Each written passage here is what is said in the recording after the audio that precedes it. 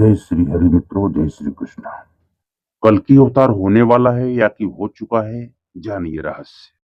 बहुत से लोगों का तो प्रश्न है दोस्तों। कुछ लोग कहते हैं कल की अवतार हो गया, कुछ लोग कहते हैं नहीं हुआ है। परंतु इसकी बीच में क्या है, क्या सच्चाई है, क्या झूठ, ये सब आज हम आपको विस्तार से बताएंगे। आप लोग बने रहे।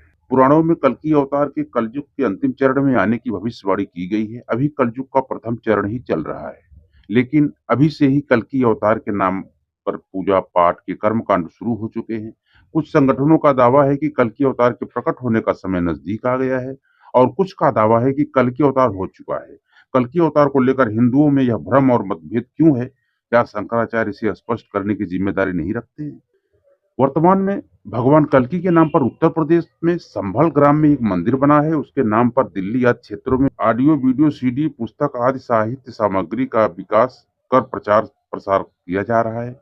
उनके नाम की आरती, चालीसा, पुराण आदि मिलते हैं। उत्तर प्रदेश में सक्रिय कल्कि वाटिका नामक संगठन का दावा है कि कल्कि अवतार के होने का प्रकट समय नजदीक आ गया है। इन लोगों का मानना है कि देवी जगत में कल्कि अवतार हो गया है। स्वप्न जागृत और वाणी अनुभवों द्वारा वे भक्तों को संदेश दे रहे हैं।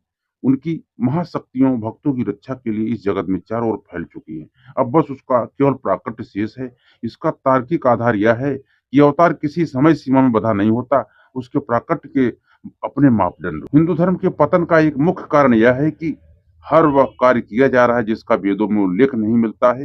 हिंदुओं को एकमात्र धर्म ग्रंथ है वेद। वेद का सार है उपनिषद, और उपनिषदों का सार है गीता। इतिहास ग्रंथ महाभारत का एक हिस्सा है। गीता, रामायण, पुराण और स्मृतियां भी इतिहास और व्यवस्था को उल्लेखित करने वाले ग्रंथ हैं, धर्म ग्रंथ हैं। तो दोस्तों, आज हम इसी के बारे में बात करेंगे। आप लोग अंत तक बने रहें। यदि आप लोग चैनल में नए हैं तो चैनल को सब्सक्राइब कर बेल आइकन को प्रेस करें और कमेंट में जय कल्कि देव जरूर लिखें। तो दोस्तों, हम आपको पूरी सच्चाई से अवगत कराएंगे। आप लोग कहीं न जाएं। पुराणों में बताया गया है कि कलयुग के अंत में भगवान कल्कि अवतरित होंगे। वे एक सफेद घोड़े पर बैठकर आएंगे और राक्षसों का नाश कर देंगे।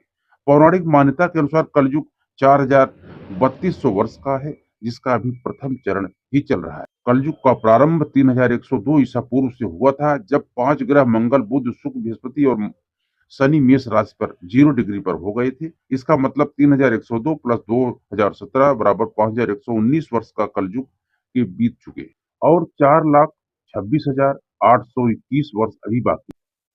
और अभी से ही कल्कि की पूजा, आरती और प्रार्थना शुरू हो गई है। माफ करना, अभी से नहीं, करीब पौने 300 साल से उनकी पूजा जारी है। यह अवतार भविष्य में होगा या नहीं, यह अभी अनिश्चित है, लेकिन लोगों को कौन रोक सकता है पूजा करने से? मूर्ख लोग तो अमिताभ और रजनीकांत की भी पूजा करते।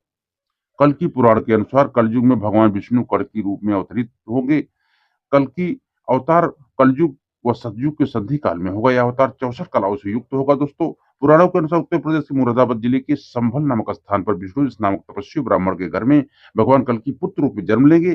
कल्कि देवदत्त नामक घोड़े पर सवार होकर संसार से पापियों का विनाश करेंगे और धर्म की पुनः स्थापना करेंगे। स्कंद पुराण के 10वें अध्याय में वर्णित है, कलयुग में श्री हरि भगवान विष्णु अवतार लेंगे कल्कि रूप में संभल ग्राम में। अग्नि पुराण के 16वें अध्याय में कल्कि अवतार का चित्रण तीर कमान धारण किए हुए एक घुड़सवार के रूप में किया है, और वो भविष्य में होंगे। कल्कि पुराण के अनुसार वह हाथ में चमचमाती हुई तलवार लिए सफेद घोड़े पर सवार होकर युद्ध और विजय के लिए निकलेगा और मलेच्छों को पराजित कर सनातन राज्य की स्थापना करेगा। पुराणों की यह धारणा कि कोई मुक्तिदाता भविष्य में होगा, सभी धर्मों ने अपनाई। तो दोस्तों, अब हम जान लेते हैं क्या अवतार ये हो चुका है। इसके विपरीत कुछ अन्य पुराण और बौद्ध काल की कवियों की कविता और गद्य में ऐसे उल्लेख व गुणगान मिलता है कि कल्कि अवतार हो चुका है। वायु पुराण अध्याय 98 के अनुसार कल्कि अवतार कलयुग के चरमोत्कर्ष पर जन्म ले चुका है। इसमें विष्णु की प्रशंसा करते हुए दत्तात्रेय, व्यास कल्कि विष्णु के अवतार कहे गए हैं, किंतु बुद्ध का उल्लेख नहीं हुआ है। इसका मतलब यह है कि उस काल में या तो बुद्ध को अवतारी होने की मान्यता नहीं मिलती थी, या फिर बुद्ध के पूर्व कल्कि अवतार हुआ होगा।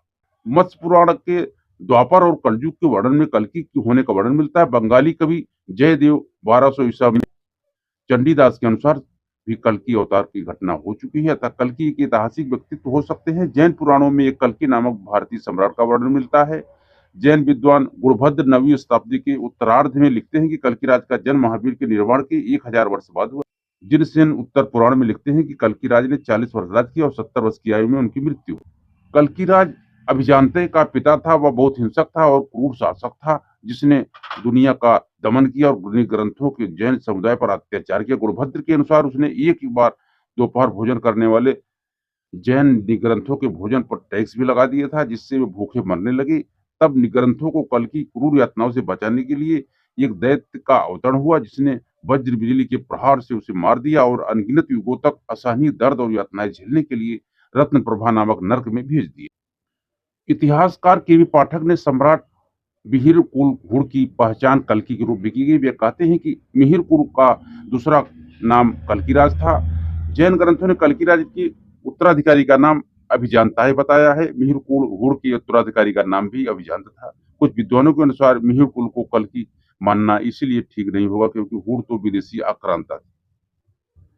उनको तो इतिहास में विधर्मी माना गया है। विधर्मी का अर्थ होता है दोस्तों व्यक्ति जिसने या जिनकी पूर्वजों ने हिंदू धर्म को त्याग कर दूसरे धर्म को अपना लिया हो। लेकिन ऐतिहासिक प्रमाणों के अनुसार हूण विदेशी नहीं थे। उन्हें प्राचीन काल में यक्ष कहा जाता था। वे सभी धनाढ्य लोग थे।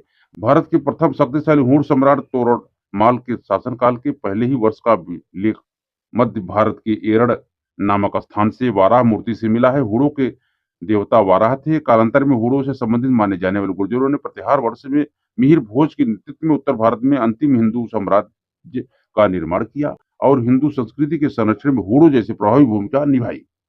अंततः यह कहा अभी भी सही नहीं होगा कि कल की अवतार हो चुका है या नहीं हुआ है। यह कहना भी उचित नहीं होगा कि होने वाले अवतार की अभी से ही पूजा की जाए और उनके मंदिर या व्यक्तित्व के आसपास धर्म का एक नया व्यापार या पाखंड खड़ा किया जाए, क्योंकि यह कहना सही नहीं है कि यह एक पाखंड है या नहीं।